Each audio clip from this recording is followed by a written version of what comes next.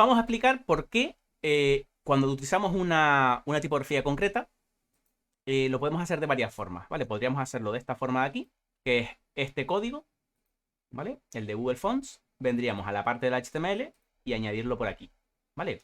Este código de Google Fonts lo que nos está diciendo es precarga, ¿vale? Precarga la web de Google Fonts. Luego nos dice precarga el dominio donde están las tipografías y luego nos pone un link, ¿vale? Que es el link de Google Fonts donde te dice la tipografía que quieres cargar, ¿vale? Realmente esto, si venimos aquí al navegador, lo ponemos por aquí, es un archivo CSS, ¿vale? Donde tenemos la tipografía que queremos usar, como varias alternativas con distintos modos. Entonces lo que nosotros vamos a hacer es que en lugar de utilizarlo en Google Font, lo que vamos a hacer es que esas tipografías nos las vamos a descargar y las vamos a alojar en nuestra propia, en nuestro propio proyecto, ¿vale? ¿Por qué hacerlo así y no tenerlo en Google Font? En Google Font podría funcionar perfectamente. Es decir, yo con esto ya estoy cargando esa tipografía. Si le doy aquí a guardar, vengo acá y le digo Font Family y le pongo aquí el nombre de la tipografía, que es esta de acá, sin el más, ¿vale? Tendríamos que ponerla así, sin el más. ¿Vale? Entonces, tengo ahí puesta la tipografía y fíjense que la ha cargado correctamente. Aquí tengo que poner una tipografía, una categoría de tipografía segura, para que en el caso de que no pueda cargar esta tipografía, cargue la categoría segura, que va a buscar una tipografía, en este caso, de tipo sans serif en nuestro sistema. Entonces, esto sería la forma de hacerlo con Google Font en la parte del HTML. ¿Vale? Esta es la primera forma. La segunda forma es la que te proporciona aquí con la regla @import. Y esto lo pongo en el CSS. Tiene que ser en la primera línea porque es una regla import. Y la regla import siempre debe ir en las primeras líneas del CSS. Entonces, si lo hago así, fíjense que también la ha cargado correctamente. Esto es la forma más habitual de utilizar las cargas de tipografías en una página. Pero tiene un problema. De hecho hay varios problemas. Aquí, en este caso, fíjense que tenemos la carga de la tipografía de ese fichero de CSS que tiene Google Fonts, y el CSS no es lo primero que se carga en una web, sino que en una web lo primero que se carga es el HTML, y luego cuando se encuentra el recurso de CSS, se carga el de CSS, luego se cargaría este CSS de Google Fonts, y luego se descargaría las tipografías al final. Es decir, está haciendo varios pasos, y esto también significa que en una web tú estás accediendo al dominio de la web, luego estás buscando el dominio Google Font, luego estás buscando el dominio específico donde está la tipografía de Google Font, etc. Entonces ahí hay varios procesos que cada uno tarda un poquito, no es algo exagerado, pero que nosotros podríamos reducir si lo alojamos todo en nuestro servidor, porque cuando cargamos la página principal, ¿vale? Cuando nosotros llegamos al HTML, ya el navegador ya sabe el dominio. Y si la fuente está en ese dominio, no tiene que estar resolviendo DNS, no tiene que estar resolviendo nuevas peticiones de otro nuevo CSS como se hace aquí. ¿Vale? Entonces eso no nos podemos ahorrar. ¿Cómo? Es decir, ¿qué tendríamos que hacer para ahorrar eso y no hacer la carga en Google Font? Lo que vamos a hacer es, fíjense que ahora mismo la tipografía no está definida. Lo que vamos a hacer es, vamos a venir aquí y cuando nosotros seleccionamos la tipografía, que en nuestro caso es esta de acá, ¿vale? Nosotros llegamos aquí y aquí normalmente te aparece la tipografía, los distintos estilos que tiene y demás. Nosotros tenemos que añadirla, yo ya la tengo añadida, pero normalmente lo tienes vacío, añades aquí y aparece. Vale, pues lo que voy a hacer ahora es que en lugar de utilizar el código, lo que vamos a hacer es descargarla. ¿Vale? Nos hemos descargado aquí la tipografía y la tipografía que vamos a utilizar la he descargado y verán que es un fichero que voy a poner por aquí, en mi carpeta public. Vamos a crear una carpeta fonts y aquí dentro, ¿vale? En esa carpeta fonts voy a descargar, bueno, a guardar ahí el fichero que me acabo de descargar. Es un formato TrueType, el formato de tipografías más conocido. Entonces lo que voy a hacer es, le renombramos el nombre del fichero y lo dejo de esta forma. Pero la tipografía, fíjense, un detalle. La tipografía la tenemos en formato TTF que ocupa 261K. Entonces lo que vamos a hacer es lo siguiente. Vamos a convertir ese formato y para eso vamos a utilizar TTF2. Vale, lo voy a instalar de forma global. Y este es un paquete que lo que hace es que el fichero TTF, TrueTypeFont, lo pasa a WOFF. Una vez instalado, lo único que tenemos que hacer es un npx para utilizarlo con Node. TTF2, WOFF. Ahí tendríamos el comando que convierte. Nos está dando un error porque tenemos que ponerle el nombre y decirle el mismo nombre, pero WOFF. ¿Vale? Con eso me ha generado un nuevo fichero, ¿vale? Con este formato que fíjense que ocupa un poquito menos, ¿vale? De lo que ocupa el original. ¿Por qué? Porque realmente este formato es el mismo que TTF, pero comprimido con gzip, si no recuerdo mal. Pero hay otro formato que todavía comprime más.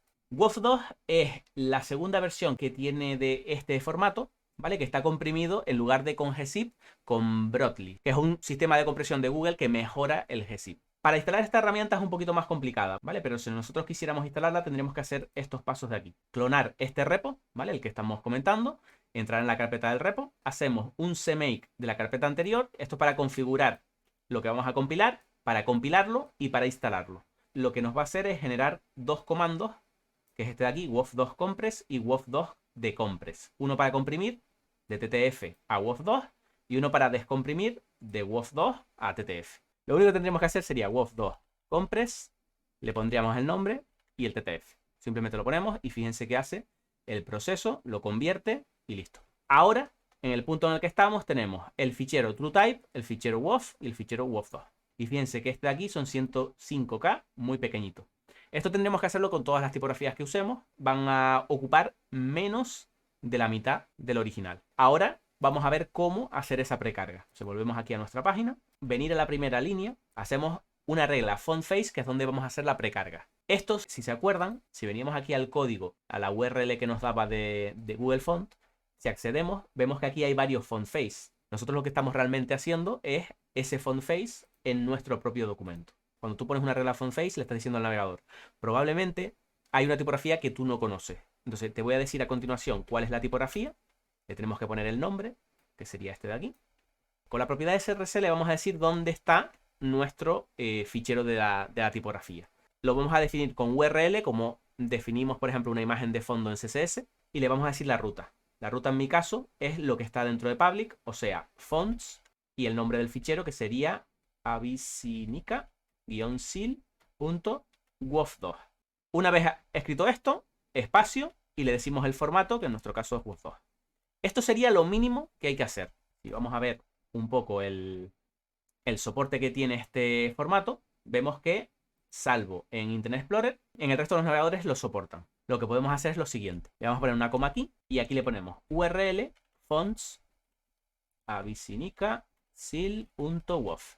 Y ahora lo que vamos a hacer es cargar la segunda tipografía. El navegador no va a descargar las dos. El navegador lo que va a hacer es que va a llegar aquí y va a decir, si yo conozco el formato WOF2, me voy a descargar esta tipografía, la uso y ya no hago nada más. Pero si el navegador no soporta esta tipografía, lo que va a hacer es que va a saltar a la siguiente. Dense cuenta que el format es necesario para que el navegador sepa, es decir, si conoce, si tiene soportado esa tipografía. Entonces con esto de aquí le va a indicar si tiene que descargarse esto o no.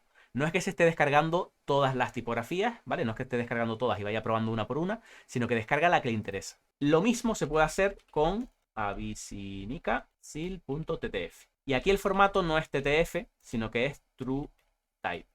Yo también suelo poner aquí Font Display. Es una propiedad que te dice un poco cómo quieres cargar esa tipografía que tú todavía no la tienes y la estás descargando. Le estás diciendo al navegador, mira, con Swap le estoy diciendo, utiliza una tipografía y cuando descargues la tipografía, haces el cambio. Todas esas cosas, ¿vale? Yo las tengo por aquí en lenguajescss.com, ¿vale? Pueden venir aquí a la parte de tipografía y hay una parte donde, si no recuerdo mal, en propiedades avanzadas, por aquí voy comentando los valores que tiene, que está swap, está block, está auto, fallback, opcional, y cada uno tiene sus distintos criterios. Y fíjense que aquí ya me está apareciendo la tipografía como aparecía cuando la teníamos en Google Font.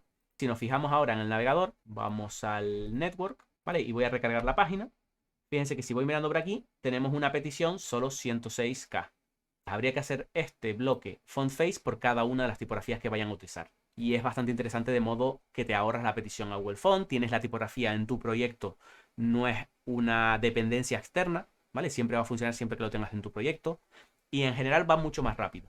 No hay mucha gente que lo sepa, pero antiguamente lo que ocurría era que interesaba más tenerlo en Google Font porque los navegadores cacheaban la tipografía. Es decir, si tú accedes a una web que está utilizando esta tipografía, cuando vas a otra web que está usando la misma tipografía y las dos están cargadas de Google Font, como era la misma URL de donde las descargabas, el navegador lo cacheaba y tú cuando accedías a una página ya utilizaba la de la primera. Eso era un punto a favor bastante grande porque, claro, Google Font ya hacía de caché y era interesante. Pero hace un par de versiones los navegadores han quitado ese caché por temas de políticas de seguridad, de privacidad, etcétera. Han quitado ese caché y ya no se hace. Por lo tanto, ahora, si tú quieres cachear, se hace por dominio. Entonces voy a responder las preguntas que quieran hacer. ¿Se puede usar WOF2 para iconos SVG? Es lo mismo, porque al final SVG es un tipo de etiqueta, que es igual que HTML. Puedes tener incluso etiquetas script, etiquetas style, o sea que incluso puede ser un SVG autocontenido. O sea que no habría problema. ¿Cualquier WOF anda por los 106K? No. Es decir, aquí en este caso, esta tipografía ocupa 261K, ¿vale? Y cuando lo comprimes en WOF2 son 105. Pero no pasa con todas las tipografías. Realmente podríamos venir aquí a DaFont. Hay una que me gusta mucho, que yo utilizo, que es Enter Command. Esta de aquí. ¿Vale? Esta tipografía me gusta mucho. Es pixelar. Las pixelar comprimen bastante bien. Y fíjense, vamos a hacer el mismo proceso con Enter the Command. Y fíjense que 40K el original TTF. 11K el WOF. 6,8K el WOF2. Yo me hice un script TTF Compress. Sí. Yo me hice este script que me permite hacer todos estos pasos directamente. Que lo tengo ahí. Vamos a hacer un cat. Que básicamente lo que hace es recoge la ruta que yo le pasé por parámetro al TTF Compress y la comprime con el TTF WOF y con el WOF Compress. Yo lo único que tengo que hacer es TTF Compress y le digo Enter the Command. Y me genera los dos ficheros. De todos modos, si a alguien le parece mucho rollo esto, hay una página que se llama Transfronter, ¿vale? Está de aquí, que es todo el proceso de forma automática. Tú le añades la tipografía aquí, seleccionas las características que tú quieres, ¿vale? Le dices los formatos que quieres de destino y demás, y esto lo que te hace es que te descarga un fichero zip donde te da el código ya preparado, etcétera, etcétera. ¿Vale? Esto es un poco más automático, pero a mí me gusta, por ejemplo, tener scripts que lo hagan automáticamente para no tener que estar accediendo. A lo mejor si la página está caída no puedo hacerlo, etc. Pochelito dice, nunca usé letras diferentes a las que se suelen usar. Se usa mucho cambiar la tipografía, tienen copyright. Yo siempre recomiendo que cuando alguien está haciendo una web, lo primero que tiene que hacer es buscar tipografía. Yo utilizo una tipografía para el texto, que sea muy legible, ¿vale? Que invite a leer. Luego la tipografía de título, ¿vale? Y luego tengo la de pixelar aquí. Entonces, esas son las tres principales. No sé si tengo, esta creo que es otra. ¿Vale? Pero más o menos lo que utilizo es una para leer, una para encabezados y una alternativa que te gusta usar en algunos sitios concretos. Eso yo creo que es lo recomendable. Las tipografías tienen copyright, ¿vale? Cuidado con eso. Yo, por ejemplo, aquí utilizo esta, que esta es de dominio público y la podemos utilizar sin problema. Pero recomiendo revisar siempre la licencia que tiene cada tipografía, ¿vale? Nosotros buscamos aquí en DaFont, se me van a salir un montón de tipografías por aquí que te nos dice qué tipo de licencia tiene. Las que son 100% gratis son las que puedes usar sin problema. Si pone gratis para uso personal, cuidado. Gratis para uso personal significa que tú puedes usarlo, pero desde que lo estés subiendo a una web ya no sería uso personal. ¿Vale? Si lo subes a una web, ya esta no te valdría. Tendrías que mirar a ver qué tipo de licencia tiene, pagarla, donación, lo que sea. Bueno, las variantes de una tipografía se deben cargar. Digo, bold, por ejemplo. Esa es buena pregunta también. Vamos, por ejemplo, a Open Sans. Vamos por aquí abajo y ven que hay un montón de versiones. Yo puedo venir aquí y decir, vale, quiero usar esta y quiero usar esta, por ejemplo. Son dos ficheros separados. Puedes decir cuál quieres utilizar. Hay otra cosa que también es bastante interesante, que es las fuentes variables. Nosotros ahora mismo, las pruebas que hemos hecho es con una fuente estática, donde nosotros tenemos múltiples ficheros por cada peso. Es decir, aquí yo tendría un fichero que sea la tipografía 300, la tipografía en 400, la tipografía en 500. Al final van a ser un montón de ficheros. Les he puesto un poco. Montserrat, tienes todos estos pesos cargados, que son ficheros independientes. O sea, 6 ficheros por 77K cada uno. Al final son 462.